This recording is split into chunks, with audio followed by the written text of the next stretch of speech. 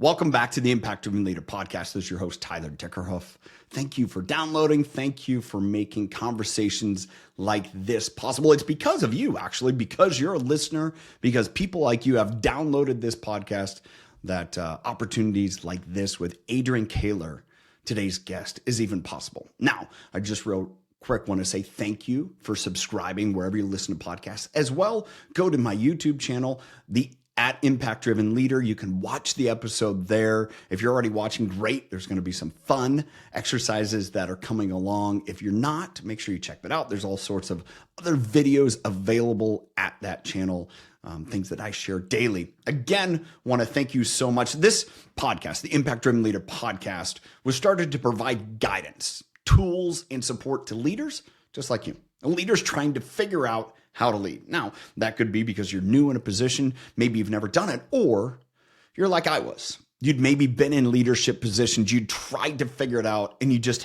kept hitting roadblocks and potholes and dead ends, and you're just like, how does this work? How do I do this? Or maybe you're like me. People are telling you, you're not doing so good leading. And I quickly was on the journey to figure out, how could I get better? This podcast is for you. And today's guest, Adrian Koehler, is going to share so much with you. Adrian is a leadership engagement expert, senior partner at the firm Take New Ground. He's got a varied history. He's a college football player, to nurse, to being in a pastor role, to then getting into executive coaching. We talked about a lot of different people he has worked with, and coming into the place where so many of us are today, where we are, as I described several weeks ago, the peanut butter and jelly between these two pieces of bread generationally. We get into that. Well, I'm excited for this episode. I'm excited for you to catch this conversation. I'll come back at the end, highlight a few points, wrap it up, and we'll be on our way. Adrian, thanks for joining me, man. Of course. Good to be here.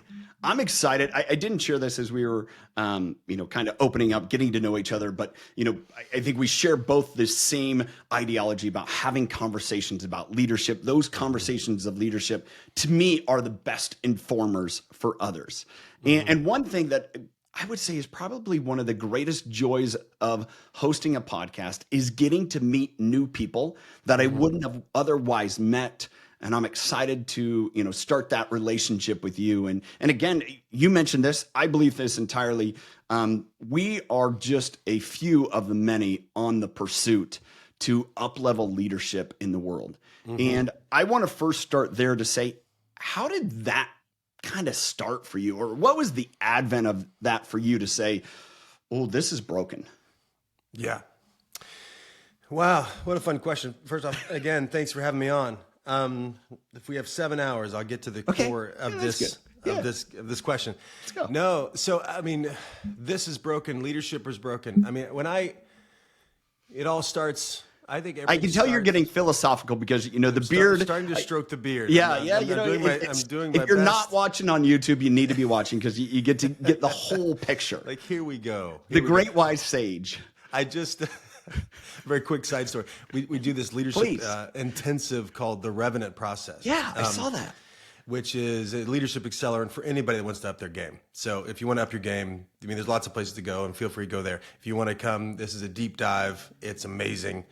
It's 4 days, nonstop, long, like a boot camp. It's deeply intense and beautiful. Anyway, one of the guys that was on the team, one of the volunteers on the team that's gone through it before, and he runs a big hedge fund and blah, blah, blah. He's on the team in the back, just volunteering like a Joe Schmo. And he was making fun of me at the end because we do this whole part about how much of a nerds we all are. And we kind of own this kind of our nerddom. We lighten up at the end of the training, right? And just talk about, our little personas and our little, cliques and how we hide and blah, blah, blah. And he was just joking with me, and he was like, he doesn't have a beard, but he was like, this is Adrian. He's like stroking my beard. I'm like, I don't even recognize it, that I'm doing it. That's funny. Thanks for bringing that up.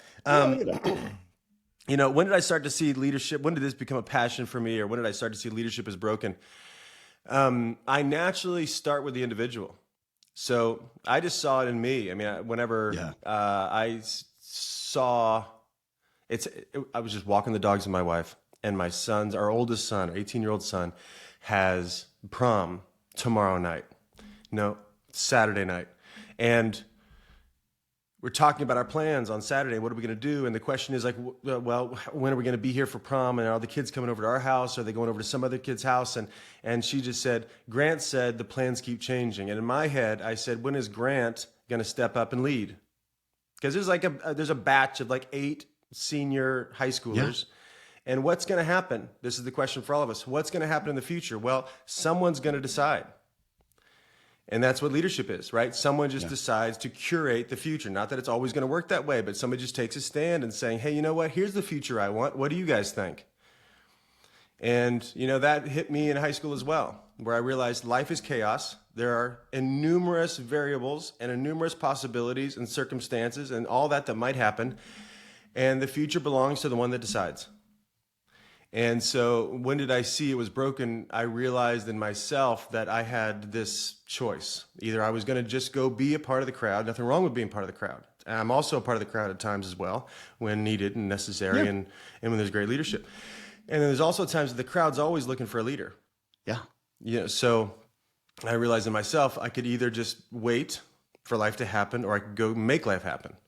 And I realized for myself that I liked life better when I was the guy that was curating it, because then I was responsible for it. And then if it worked, it was great. And if it didn't work, it was great, because I could make new choices. If I chose my way into it, I can choose my way out of it and make something new. So, I saw it, or I experienced it early, and that's when I started experimenting with my own leadership. It wasn't that hard. I grew up in a town of 8,000 people, and my parents were phenomenal as far as mentors in that space. They were both school teachers and community leaders and spiritual leaders in their little faith community. And so it was modeled for me about what service-oriented leadership looked like. And so I was swimming in those values, I should say. It wasn't like I had to step out away from my family to go make a difference. They were always making a difference, and I got to see that and absorb that.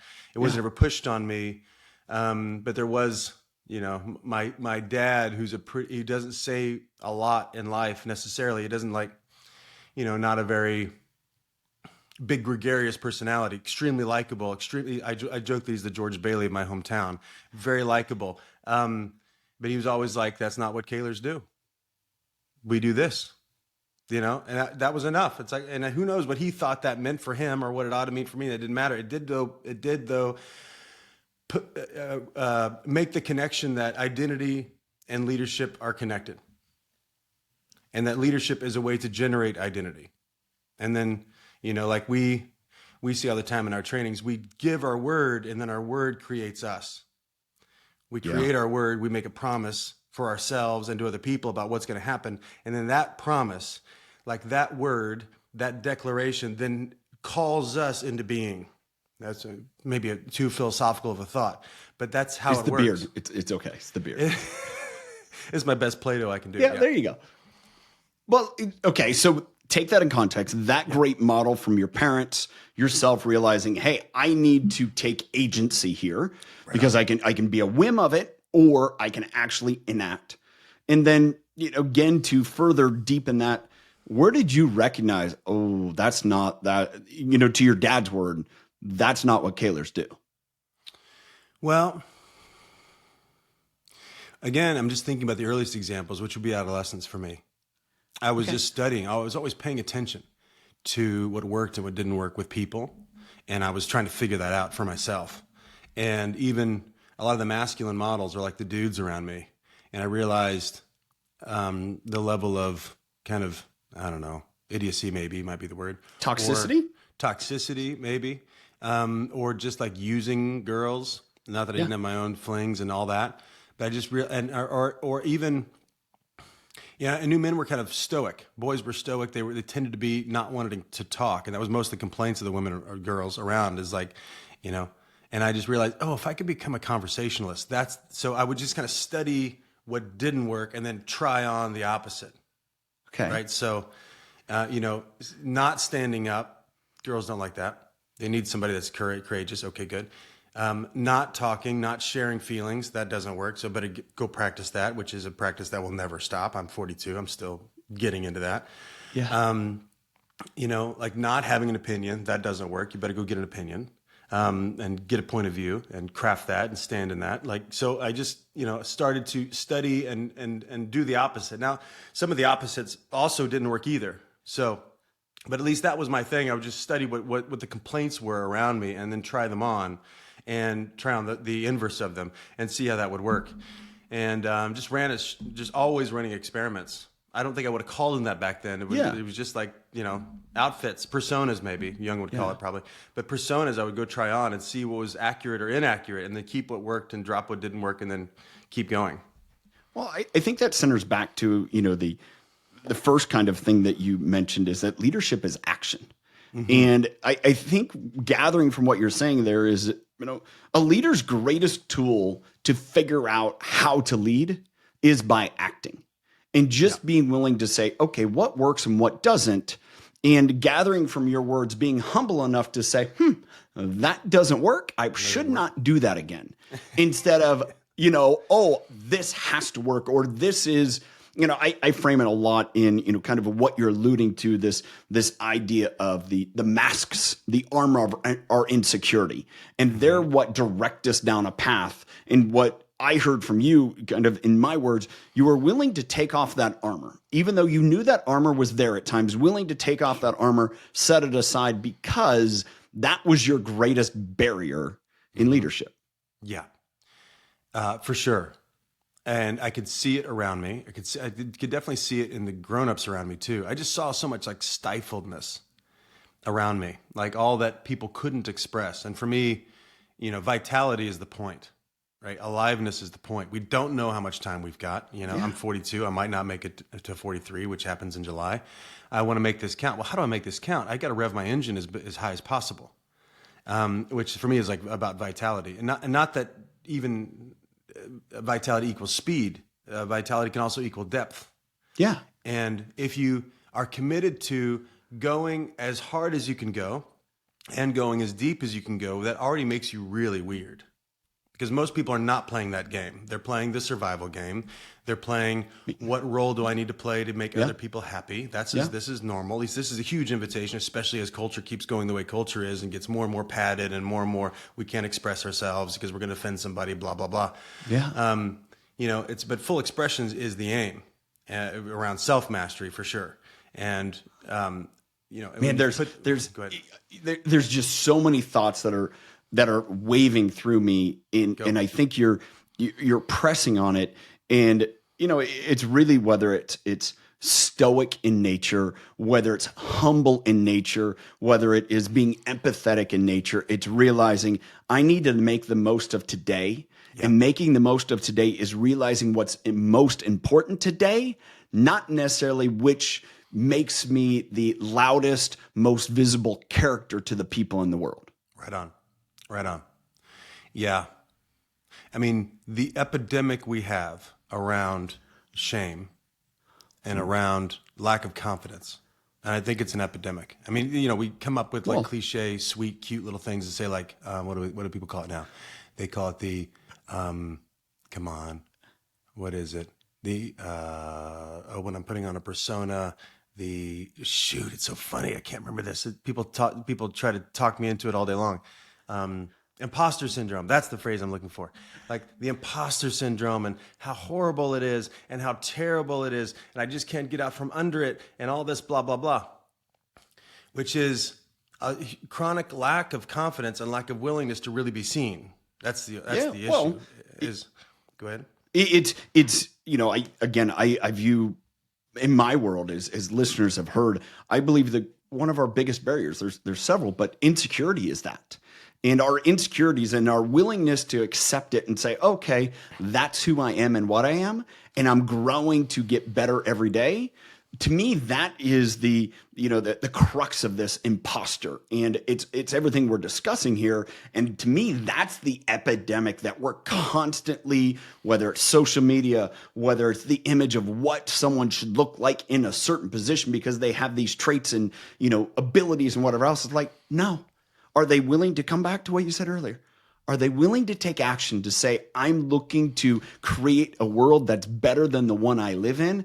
Do you want to come with me? Yeah. Which requires, so the cure for the imposter syndrome is personal responsibility, I say. Okay. Which is just like because even where I am where I am insecure, like me, I'm a pretty gregarious guy, pretty thoughtful guy, pretty confident guy, blah blah blah. At least come off that way to people. Sometimes I don't feel like that at all, and I still come off that way. Why? Because I'm going to choose to go be connected with people despite how I'm feeling. Like, I'm going to be responsible for all my bad feelings as well. Like, I've got them. I don't think feelings just happen to us, and I definitely don't think feelings are identity. So, like I am insecure. I don't know. I'm feeling insecure, and that's for 5 or 6 reasons, and it might have nothing to do with the moment I'm in. Maybe it's just this thing, or maybe that the other email I chickened out on and didn't send yesterday, or the conversation I'm not having with my wife, or blah, blah, blah. That's all happening for me in the moment, and I'm responsible for all that. Like I venture to say and live in that every experience I have is a created experience. Which that's a pretty dangerous idea if you decide to take it on, because I'm just fully responsible. So anytime I'm angry or I'm frustrated or I'm insecure, I wonder why I want to be that way. Like, what's the benefit of the thing I'm complaining about? That's a question I ask myself all the time. Question I usually start with when I'm talking with clients, because they come to me with tons of complaints about what's happening and things they need to do. And I say, I wonder why you like being the way you complain about being. Let's talk about that, which is a very counterintuitive question that they've not asked themselves. But it opens up a whole world for them, because hold on, even if the quote unquote the bad stuff is a winning strategy, would I want to know? And that answer, usually people say yes, I'd like to know. Okay, good. And then great, well, why do you like it that way? And they say, oh, there's no reason I like it that way. And the curiosity drops immediately. And it's like, I know, we need to wonder why we like the misery in our lives. Like, there are benefits to misery. And it's good to get connected to it. And there's all these tons of reasons. We don't have to go into them all now. No. But we end up holding ourselves back and hoping that we won't feel the regret of that later. And we always will. If you're a high performer, you'll be haunted by it. Yeah. Yeah. Well, I think, to the essence, that to me is the crux of the epidemic, as you said, is are we willing to take agency? And I think a default out of that without taking our own agency to it is, I'm just going to put it on others. Right. Well, I'm this way because of how others are acting. I'm this way because how others react to it. And that totally dissolves our opportunity to say, no, I can react differently. Or you mentioned this earlier as when you're a teenager, that, I'll just extract myself from this situation. I'll just not be here anymore. Yep. And instead of saying, well, this is the only place I could be, or I have to, slog through it, and it's just the way it's going to be, which I think so many leaders and so many workers today are confronting. And they're being confronted with if they don't want to be, because our workplace is saying, oh, I do have more agency. I do have the ability to pick and choose. There are enough options. And then as leaders to say, oh, I don't want people to have those options, because then it forces me that I need to deal with what I've created, instead of just saying, well, what I've created, it'll work. You just make it work for you. Mm-hmm. Yeah. The phrase in my head is, there's no free lunch. Meaning, classic. You gotta, if I want something new, it will always require vulnerability. Because I have to leave the territory I know. I got to leave the territory I know and jump into some new territory, and take a risk. Start that conversation where I don't know how the person's going to respond. I don't know how I'm going to respond. I don't know if it's going to work or not. And so I'm jumping into venture, and venture always involves uncertainty, and uncertainty always will trigger your brain to create fear, because it wants you to go back to the cave and play it safe and play not to lose instead of playing to win. If you're going to go play to win, then you got to pay. Meaning you got to pay in your own vulnerability. Yeah. And that's an unconscious negotiation most of us are in most of the time. The goal is, though, to get it conscious. Like, oh, yes, I'm going to go jump into this. And I know when I start this conversation, I'm going to want to talk myself off the ledge and very much pad the conversation and say it's for them. People say that all the time. It's like, oh, I didn't want to bring it up because I didn't want to hurt your feelings, which is such horseshit. I didn't ask if I needed to monitor my language. But it's so, it's like we do all these things to protect ourselves just in case it doesn't work, instead of lay myself out and realizing it's not going to work, and my ego might die, but I won't die. And I want to experience as many ego deaths as possible just to make that normal for my own experience. Like, if I look like a fool, great. Oh, look, that was me being a fool. Now here we are. I learned from that. I get it. I was just telling a leader yesterday, and she's awesome, and she's an heir apparent to this big company, and I got hired to come in and prep her for the next jump, right? Her boss hired me, said, which is a unique thing. I usually work with founders, but I know this gal, and pretty fun game. And as she's talking about this, and she's jumping in, there's a handful of conflict-ridden conversations, potentially, because she's going to go against the flow, right? Which is going against the flow, you're going to disrupt something, and you're going to get resistance. And I just said, you just got to be willing to die. Like, this is okay. Like, go be willing to look like a fool. Like, but you got the on the other side, like the vision. If it matters more than your own survival, you'll go do it. Absolutely. If it doesn't, then you're just going to keep not doing it, keep blaming, to your point, blaming circumstances or blaming other people, and go be normal. But normal doesn't satisfy, because it's normal is like, it's average. It's safe. Yeah. It's just self-betrayal dressed up like a friend. Well, it's I don't know when this revelation came. It's probably been the last couple of years, and thinking more about it, or having these instances where I love having those crucial conversations. Not because I want it to be more difficult or I'm looking for this tension, but I love it because I know two things are going to happen. We're either going to grow or somebody's going to go. And if I realize that, I'd much rather have that happen now than, push it along. And so to the gal that you're talking about, it's like, man, look at this with excitement. If you are passionate about it, it's either there's going to be an opportunity to finally move forward here, or you're going to find out you're not the right person, or they're not the right person. It's not the right circumstance. And so you can actually go from there. Right on. And it's, right on. To me, when I shared that with others, I thought about myself. It's so liberating, much like you just said, because I'm willing to and encourage others to be foolish in that situation. Say, hey, I was dead wrong, but guess what? I can grow from this thing. Right on. Right on. Yeah. I mean, a lot of times when I'm talking to folks and they want to go finally have the conversation, I usually say, well, the first part of this needs to be a confession. Because how long have you been sitting on this? You've been sitting on this for 6 months. And now you're going to come in, and if you're normal, you're going to come in guns blazing and in a reaction to all your self-betrayal all the way up, because you're going to make them pay for your own cowardice. So don't do that. Start the conversation saying, hey, there's a conversation that I've not had for 6 months. So please, first off, forgive me. I've been inauthentic with you. And they'll get all nervous and shit, but that's fine. But here's what's going on for me. Here's really what I'm committed to. Here's what I see happening on the ground. Here's what I see happening with you. I don't know if that's true for you, but I'm here to get clear around what's here so that we can decide, to your point. I love that.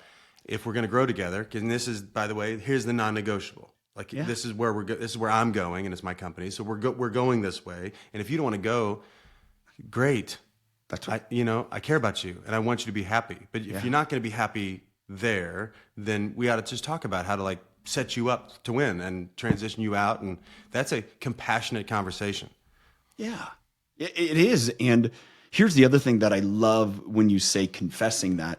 And, to me, there's a part of that is, hey, I've probably acted strange the last 6 months because of this. Right on. And whether you realize it or not, I was festering with this because I didn't know how to address it. And it's probably created a rub in our relationship. Yep. And, there's, to me, in those situations, kind of when I encourage people to confess and own your insecurities, the other people are like, oh, finally. Like, I knew it was something. I knew it was there. Finally, you admitted it. Now we can move forward. In the case that you're sharing, and we talk about these crucial conversations, these difficult conversations, when you confess, hey, I've avoided this. Yep. Everyone feels better. Yep. Well, if you do two things, one of the themes on this call yesterday, she's speaking very specifically from this call, and she was talking about how to build trust. They're about to go through some layoffs, and she's concerned about trust on the team. Makes sense. Sure.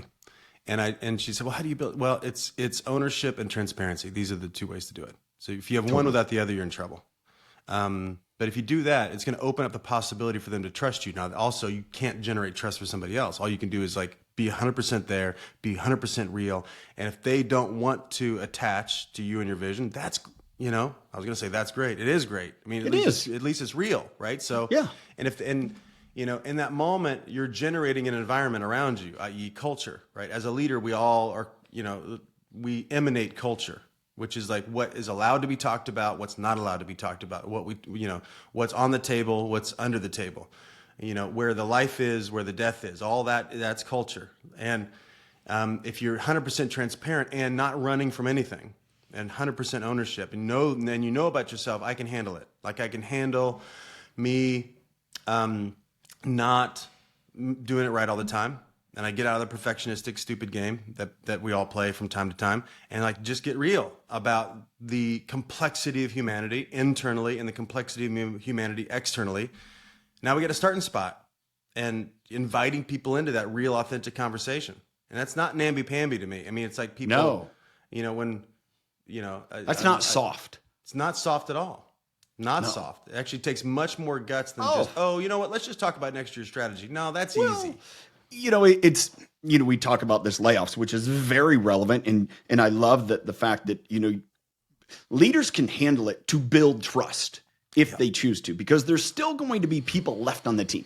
Unless you're completely dissolved, there's still people left. And so as much as I think building trust with every employee, the ones that you're saying, hey, we don't have a place for you anymore, and the ones that you're like, I need you to be here, taking complete ownership and say, hey, why we're here is because of me. This is where I've missed. This is where we're doing. But I'm taking this action because I'm looking out for everyone and knowing that I have to do that, instead of saying, well, this is just, you see it every day in the headlines of how CEOs and executives and corporations are handling it. And it's essentially like you don't care to us. Right.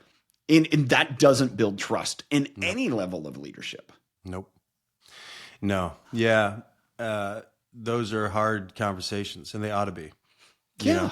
It's a hard, I mean, we don't act like we're at a funeral, but we are. So you better be thoughtful and courteous and full of ownership, like you're saying. And my conversation to her around these layoffs was there are reasons why the person that's being let go is also being let go. Like we had to choose. We had 5 and we had to choosing this one. And there's reasons why. And it's great. Time to illuminate what wasn't happening from her position, not from her position and what she could produce, because you believed in her. That's why you promoted her. That's why you gave her the job, blah, blah, blah. But there was something not happening. So there's like tons of opportunity to learn and congeal around what wants to happen. That if we just do it sterilely and just say, oh, I'm so sorry and blah, blah, blah, and kind of try to survive our way out of that conversation, we also miss out on huge opportunities, which is your point. I think back and I started this off as, where did this kind of evolve and begin and really kind of create for you? And for me, it was in those moments where realizing that, the way that I'm presenting myself is not, how others are telling me I'm showing up is not how I want to show up. That's a problem. Why is that the case? And then what am I doing to rectify that? And if it wasn't for people being willing to tell me the truth, even though some of it was anonymous, some of it was direct, it was me realizing, that situation kind of sucked and I handled that bad. I wouldn't have learned and grown and be at the point now where I realize, I wasn't the only one. Our world is rife with that. And there's so much confusion about what leadership should look like. And I believe that's as wide of a gap today as our political arena, as our values arena, as everything else, because we see that, and I mentioned that earlier, the toxicity in organizations where it's a friend of mine, he said many years ago, Brad Lomenick, he said, the CEO of the old is the one the one that stands in front of the crowd and he doesn't have a bead sweating. Everything is perfect. I got this. Everything is good. No one wants to follow that guy. Nope. And yet we see that every day long, and maybe isn't in the starch suit, but it's the guy that screams and cusses and just, is this, I am bigger than everyone. And they show all their elaborate, ownership and possessions. I'm like, I don't want to follow that guy. Nope. He's not real. It's all about him. Yep. I'd rather follow the guy that say, I screwed up. I didn't do this right. I have warts and I have problems just as much as everyone else. And guess what? My pits are sweaty. Okay. It is what it is. So the whole don't ever let them see you sweat. What a silly idea. Well, too many people hold on that today. Yep. And it isn't maybe in the don't let them see you sweat, but it's be so bold, be so over the top that you seem so in control. And so, there's an adage that I've learned. I think Maxwell, John has taught me this the most. Walk through the crowd, be a part of the crowd. You don't need to separate yourself. And yet so many leaders, I think the isolation of position, the isolation of, position. And again, I come back to that, but I'm trying to think of, they're different. That's why they're the leader. Right. But I think people are quickly saying, no, I don't want to work for you. Yeah. I don't want to be around you. No. Yeah. I'm in conversations with company leaders all the time around what makes people stay. And, part of it is they get to employ their strengths and that works for them. They get to make money, of course, and blah, blah, blah. That's just not the most potent conversation. The most potent conversation is I become more of who I'm crafted to become here. Like it's always possibilities are the most attractive, motivator on the planet. Like what's possible for me as a human here? Like being around this group, following this leader, going after this mission, whatever it is, that makes me who I'm going to be more proud of myself 5 years from now than I am today. Everybody's saying yes to that. Yeah. Everybody's saying yes to that. Yes. Well, which is I connect into what you're saying. Like it's always a becoming conversation. I think what's happened when you create that culture, because that's a culture, that's an ethos, this is what we're going to be about. Yeah. There will be times that you need to lay people off. Going back to that conversation we had a minute ago. And if you can, in that conversation, then tie back to it, say, hey, our organization's evolved. And you know what? The best at what you're best at, our organization no longer calls for. And I know you're the best at that. And so I'm not going to drag you down saying, hey, I need you to do other things because we don't need that anymore. I want to release you to go do what you're great at somewhere else. Right on. And that conversation's a whole lot different than the executive who's never opened up any of those channels and is saying, well, we're just moving in a different direction.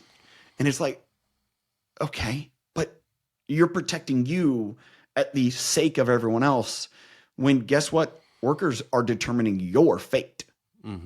Because now we live in a generation in a world where, the largest workforce coming into Gen Z, they're like, no, I'm not going to do that anymore. No. I saw what happened. I saw what you did to my parents and my grandparents. I'm not going to sign up for that.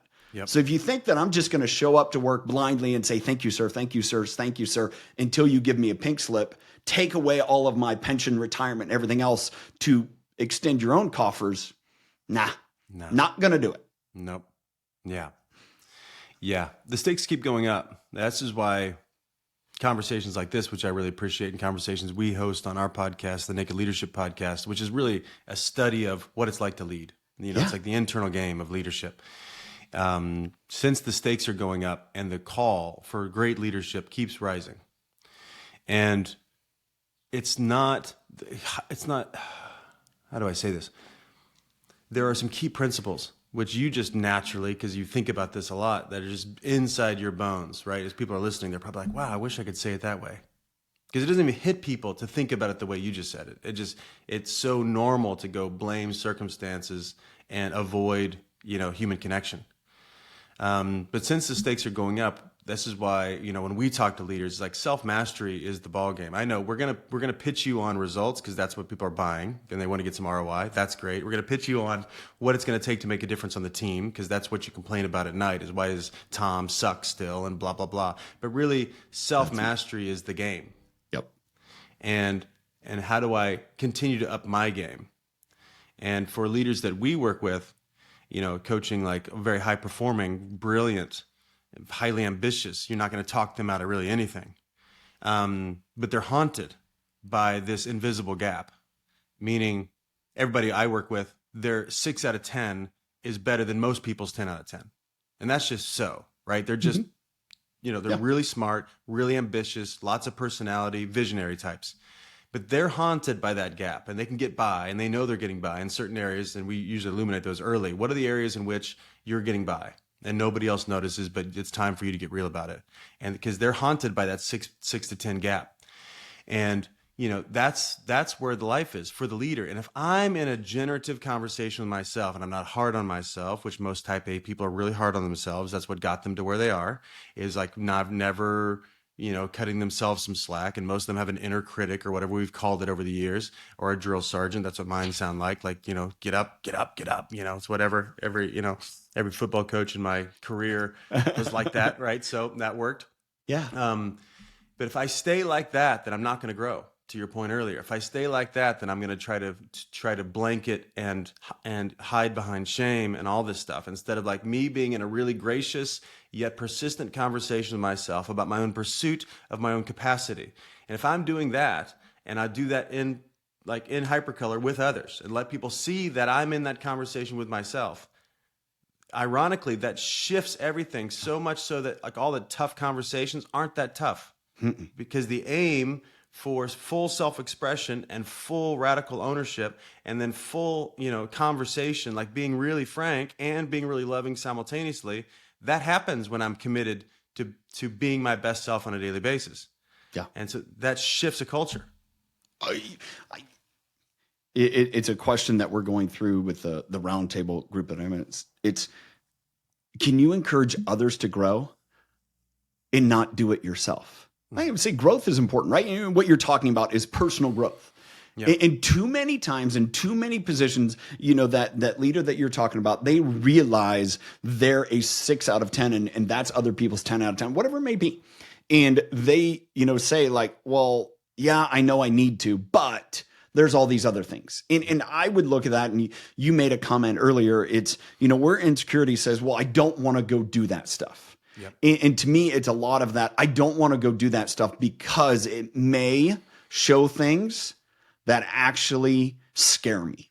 Mm-hmm. It may bring up all the things that I've used to get through life. For me, it was intensity. Yep. I dealt with a traumatic event. Listeners have heard it. It was a traumatic event, and I used intensity. And I was like, I will just put my head down and push. Yep. Until a point where I looked around and I'd pushed everyone away. Yep. And I think that is the greatest barrier that leaders have, is intensity. Mm-hmm. Because so often it separates, and it's the what got you there. And quickly you learn what got you here won't get you there. Mm-hmm. And it's how quick can you address it? And instead of, being all about yourself, saying, hey, I need to open up, put my arms around others. Mm-hmm. And to me, that's what you're saying here is being willing to open up, put your arms around others, and you're all going to go so much farther. Yeah. Yeah. Especially for folks, I know when we were talking beforehand around a lot of the listenership here, which is like folks that are going from, potentially some that are listening, that are going from being a high-end performer on the field to now being called into leadership. 8 years ago, maybe when I started jumping into the corporate world and the coaching world, I coached a lot of people that were in that transition, which is moving from a high performer on the ground to now leading, which is obviously very different worldview. Mm-hmm. And like getting more results through others than from myself. That's a risky endeavor, because if I'm really good, and most leaders are really good at pushing themselves to deliver. And you could be intense, and you could drive yourself till 2 a.m., 3 a.m., 4 a.m. to get the thing done. Now, how do I do that? How do I motivate others to have that level of sacrifice, if that's what's needed?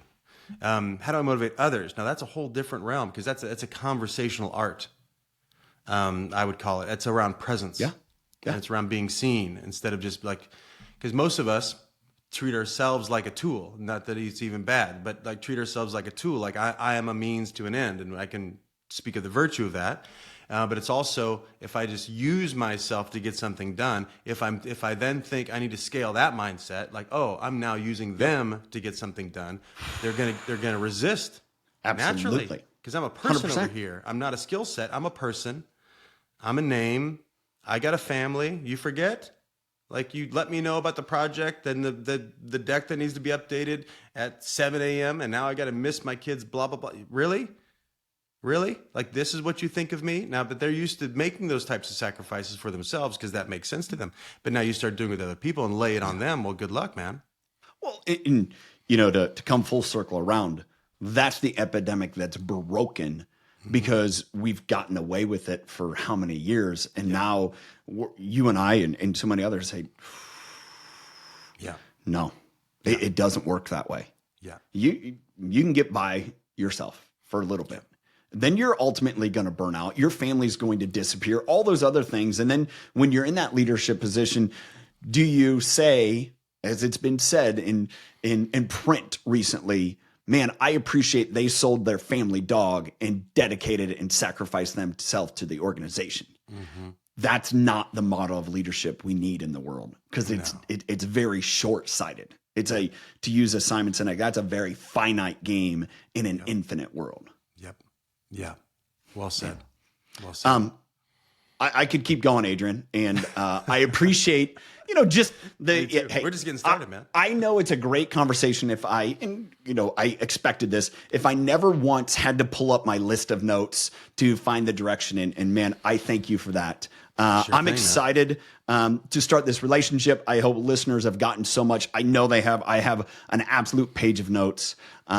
I've enjoyed the Naked Leadership podcast, the Revenant, the program you guys are doing, just so aligned with those, because I believe those are keys to the transformation process as well. Thank you for being a voice in this space. Yeah, man. And appreciate the time. Thank you, man. Thanks for having me on. Yeah, we love this, man.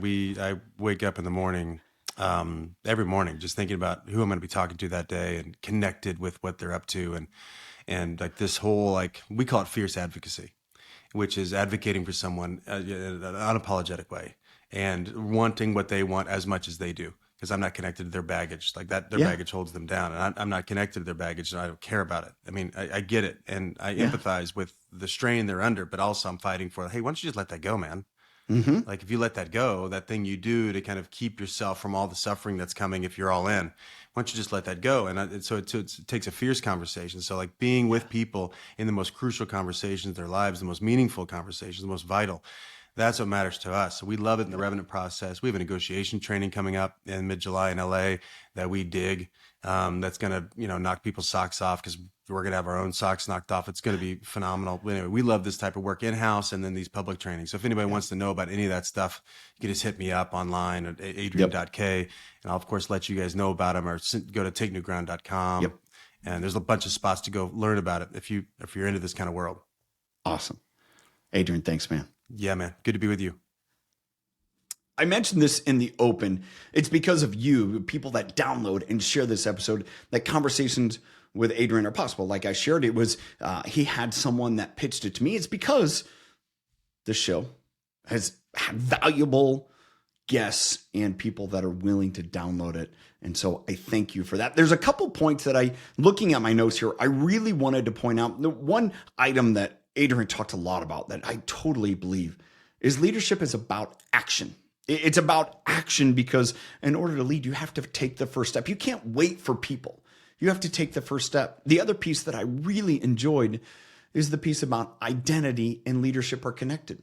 And it's sometimes the identity that takes us astray, but it's the identity of what could be better. See, that's the thing that I'm going to finish with. But one more tidbit. He shared this. Go back to about the 18, 20-minute mark, somewhere in there. If I want something new, it always requires vulnerability. To me, that is something of extreme value. And I'm going to ask you to do this. Help make this conversation reach more people. Help it make a difference and impact, right? When you share, you not only are adding value to Adrian, or adding value to me, the rest of the people that listen to this, making it possible.